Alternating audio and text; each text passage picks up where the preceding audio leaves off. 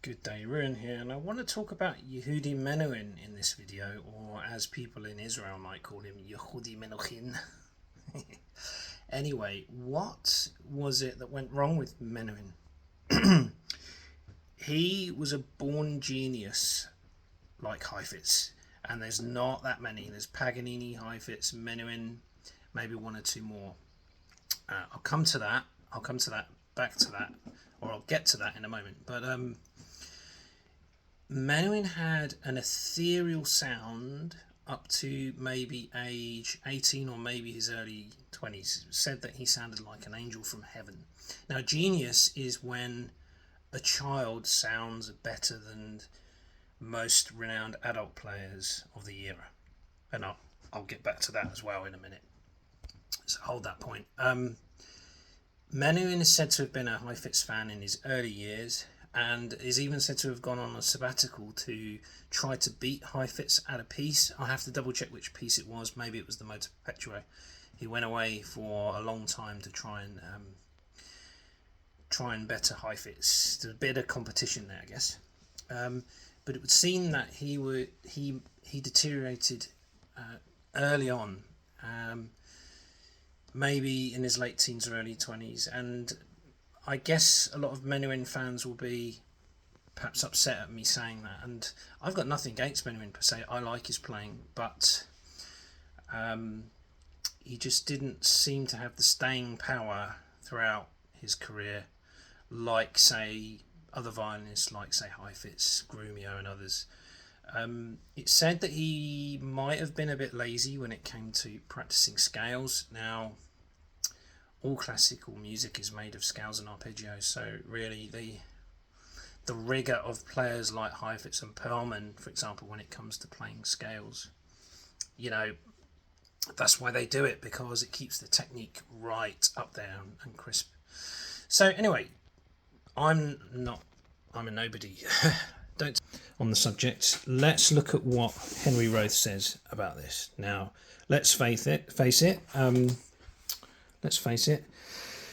Menuhin would not be in this Henry Roth book if he wasn't a phenomenal player.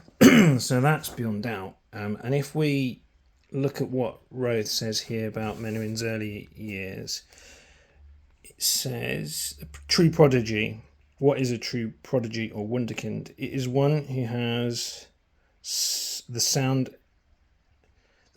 and musical communication of an adult whilst still a child in years. Such was the case with Menuhin. Yeah. So how does a young child know how to play in that way? It's instinctual. They're kind of born with genius ability, and Heifetz was too, of course. Personally, I still think Heifetz sounds better than Menuhin, when the young Heifetz. But that's a matter of opinion, of course. Now, the difference is that Heifetz, how should we put this? The best from Menuhin came when he was young, up to his late teens, early 20s. Still no match for the young Heifetz, in my view, but that's when the best from him came. Whereas the best from Heifetz, I think, came later on, when not only did he maintain and maybe even improve his technique, but at the same time, the quality of sound recordings was improved too. So, for example, you have Heifetz in the early 60s playing the Max Bruch Scottish Fantasy, where he transcended phenomenal playing, and Heifetz would have been in his early 60s at that point as well. So the best Heifetz playing, I guess, would be in the 50s and 60s, and even into the 70s for Heifetz. Now, obviously, Heifetz is a little bit older than Menuhin, but let's go back to touches on this. Menuhin has had to cope with another colossal obstacle.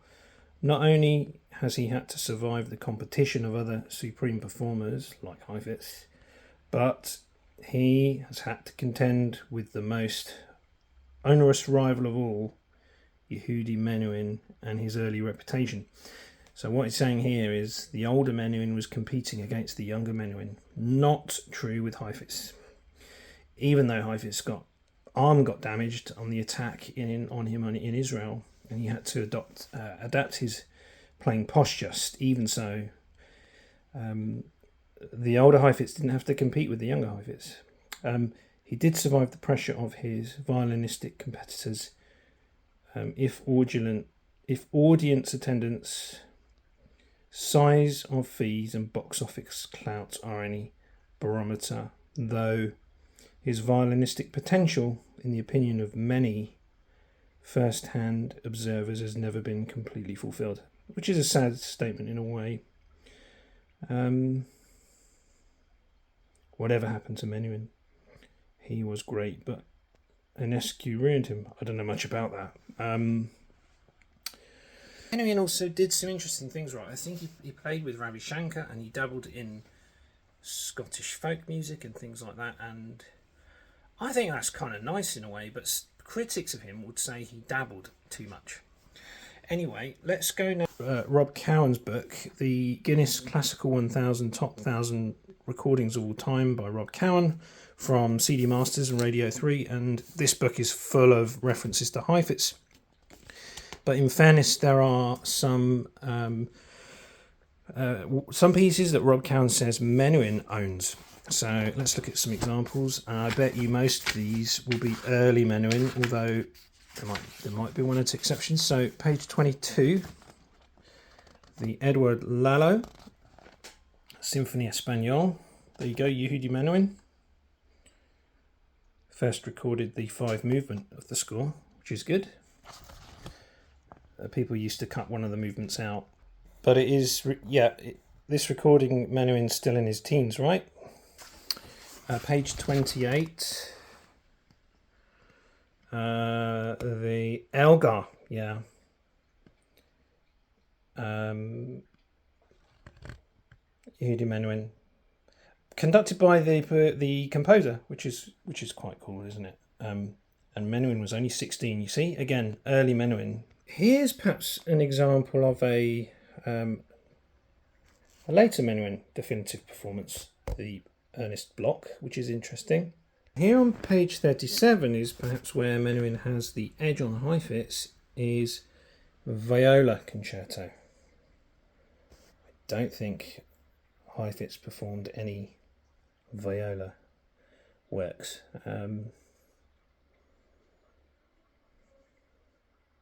Although, yeah, it mentions, Rob Cowan has Menuhin as the definitive version of that, even though there's, ahead of people like proper viola players like William Primrose. So there we go. I've got some homework to do. I would like to research some more Menuhin recordings. I would like to compare Menuhin's Scottish Fantasy by Max Bruch with Heifetz one.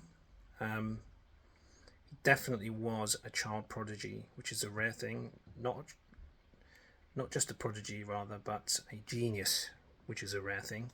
Like Heifetz, there were some others too, but not many true geniuses, and definitely one of the greats, has to be said.